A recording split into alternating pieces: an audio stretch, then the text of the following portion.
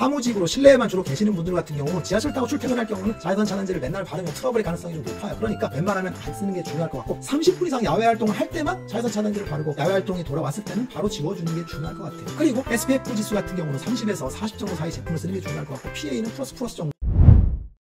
안녕하세요, 묘한의사입니다.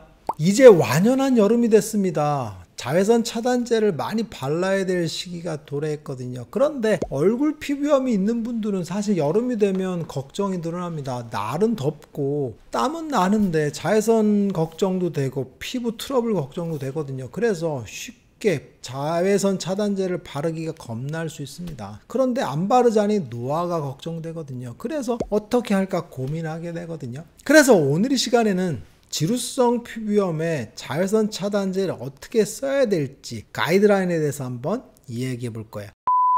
정상인 피부인 분들은 그냥 열심히 바르시면 돼요. 이번 영상은 지루성 피부염이 있는 얼굴 트러블이 심한 경우에만 해당된다라고 보시면 돼요. 그러면 지루성 피부염 환자분들의 자외선 차단제를 어떻게 바를까? 결론부터 말씀드릴게요. 먼저 야외 활동을 30분 이상 할 경우에 무기자차로 된 자외선 차단제를 바르시고 활동이 끝나면 지워주시는 게 중요할 것 같아요. 그래서 평상시에 사무직으로 실내에만 주로 계시는 경우에는 자외선 차단제를 바를 필요는 없고 자외선에 노출되는 시간과 강도에 따라서 조절하시면 될 것 같아요. 그래서 일상적으로 실내에만 계시는 분들은 매일 바를 필요는 없다 라고 보시면 될 것 같아요. 그러면 지루성 피부염에 자외선 차단제를 쓰는 결론을 알았어요. 그러면 자외선 차단제를 왜 그렇게 써야 되는지 오해와 잘못된 상식을 바로잡아야겠죠. 그러면 자외선에 대해서 알면 간단하게 해결된 문제일 수 있어요. 자외선이라는 건 사실 자외선이거든요. 보라색 광선 밖에 있는 빛이라는 뜻이거든요. 뭐 적외선은 붉은색 밖에 있는 빛을 얘기하는 거고, 그래서 파장에 따라서 구분하거든요. 그래서 UVC, UVB, 그 다음에 이제 가시광선, 그 위에가 적외선이거든요. 그래서 적외선 파장은 길어지는 거고 자외선은 짧아지는 거라고 보시면 될 것 같아요. 그래서 파장이 가장 짧은 게 UVC입니다. UVC는 피부 겉에만 작용을 하는 거죠. 그래서 사실 지구적인 측면에서 보면 성층권 이상에서 대부분 반사되기 때문에 들어오지 않는다고 보시면 돼요. UVC는 걱정할 필요가 없어요. 그래서 문제가 되는 건 UVB와 UVA거든요. UVB는 화상, 홍반을 입힐 수가 있죠. 우리가 피부가 빨갛게 됐어. 그건 UVB 때문에 그렇습니다. 그런데 UVA는 검게 탔어, 태닝을 의미하는 거거든요. 그래서 피부 노화와 색깔이 검어지는 건 UVA 때문에 그렇다 보시면 돼요. 그러면 자외선의 종류에 대해서 한번 알아봤어요. 그러면 자외선에서 가장 중요한 게 뭐냐면 총 조사량과 노출 시간이라고 보시면 돼. 이걸 전체적으로 다 고려한 게 총 자외선 지수거든요. 전국 6개 지점에 설치된 측정 장비를 통해서 자외선 A와 자외선 B가 피부 건강에 미치는 걸 수치화시킨 게 바로 총 자외선 지수거든요. 그래서 6월, 7월에 대략 8.3 정도 수치고 12월 1일에는 2 정도라고 보시면 돼요. 즉 대충 따져봐도 4배 정도 차이가 나거든요. 그래서 겨울보다 여름이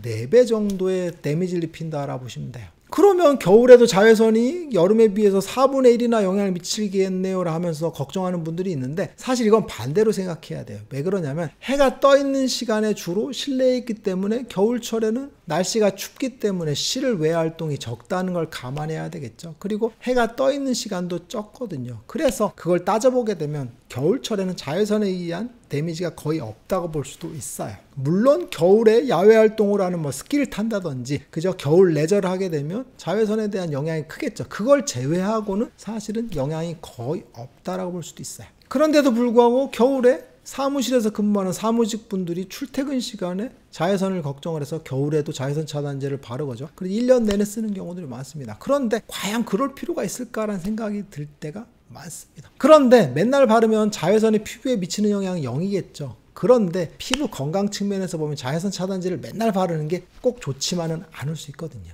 그러면 실내에서도 자외선 차단제를 발라야 되냐라는 걱정을 하거든요. 그래서 실내에서도 자외선이 있으니까 발라야 된다라고 하는데 결론적으로 말씀드리면 실내에는 자외선이 거의 없다라고 보시면 돼요. UVA 같은 경우에 자외선이 유리창을 조금 통과할 수는 있어요. 그런데 대부분의 건물들은 자외선 차단 유리를 사용하고 있죠. 그리고 자외선 B 같은 경우는 유리를 통과를 못합니다. 그래서 UVA만 약간 조금 들어오는데 대부분 자외선이 차단된다고 보시면 될 것 같고, 실내 등에서도 자외선이 나온다고 걱정하는 분이 있는데 절대 틀린 말입니다. 형광등에서는 자외선이 나오지 않고 있어요. 그래서 형광등에 의한 자외선은 걱정할 필요가 없습니다. 그런데 대부분의 요즘 등은 또 형광등도 아니고 LED 등이죠. 그러니까 자외선은 0이다라고 볼 수도 있을 것 같아요. 그래서 실내에서 생활하면서 자외선을 걱정하면서 자외선 차단제를 맨날 바르는 사무직 분들은 과도한 공포에 쌓여 있다라고 보시면 될 것 같아요. 그렇다면 지루성 피부염이 있을 경우 자외선 차단제를 어떻게 발라야 될까요? 사실 자외선 차단제는 보습제 성분과 화학적인 그런 자외선 흡수 필터로 구성되어 있고, 거기에다가 산란제가 결합된 게 자외선 차단제거든요. 산란제라는 건 이제 물리적인 자외선 차단제라고 해서 티타늄 디옥사이드 아니면 징크 옥사이드 같은 성분이거든요. 흔히 돌가루 같은 성분이라고 보시면 돼요. 그리고 자외선 흡수 필터 같은 경우 이게 문제가 되는데 이제 화학적인 차단제라고 하죠. 그래서 옥시벤젠, 아보벤젠 같은 것들, 이런 것들이 그저 자외선 흡수해서 열 에너지로 바꾸는 거라고 보시면 돼요. 여기에다가 방수 성분이 있거든요. 그래서 에나멜 성분 같은 것들이 들어가서 물의 침투를 막는 그런 성분들이 되어 있는 게 자외선 차단제라고 보시면 돼요.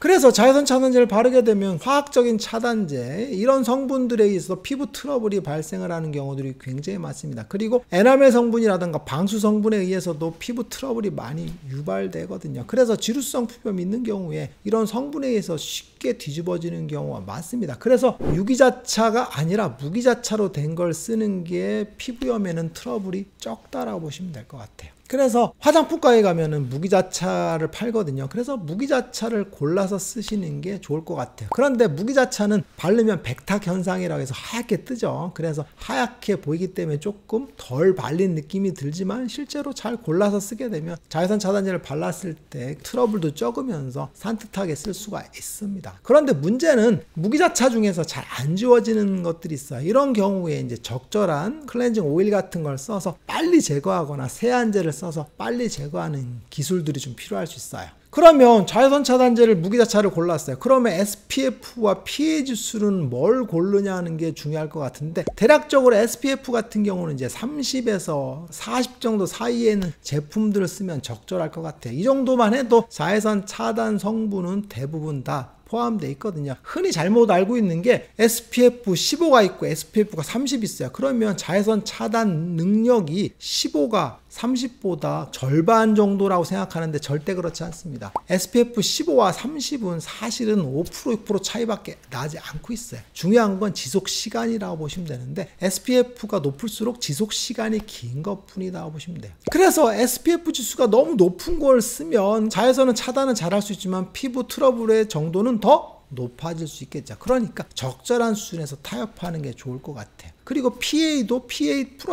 정도만 사용을 해도 충분하다 보시면 돼요. 오늘 이 시간에는 지루성 피부염이 있을 때 여름철에 자외선 차단제를 어떻게 쓰느냐에 대해서 한번 알아봤어요. 결론적으로 말씀드리면 사무직으로 실내에만 주로 계시는 분들 같은 경우 지하철 타고 출퇴근할 경우는 자외선 차단제를 맨날 바르면 트러블의 가능성이 좀 높아요. 그러니까 웬만하면 안 쓰는 게 중요할 것 같고, 30분 이상 야외 활동을 할 때만 자외선 차단제를 바르고 야외 활동이 돌아왔을 때는 바로 지워주는 게 중요할 것 같아요. 그리고 SPF 지수 같은 경우는 30에서 40 정도 사이 제품을 쓰는 게 중요할 것 같고, PA는 플러스 정도, 그 정도만 쓰는 게 중요할 것 같고, 그리고 자외선 차단을 선택했을 때는 무기자차로 된 성분들을 쓰는 게 피부의 트러블을 좀 줄일 수 있는 방법이다라고 보시면 될 것 같습니다. 묘하는 사에게 궁금한 거 있으면 댓글 남겨주세요. 영상을 통해서 답변하겠습니다. 빠잉.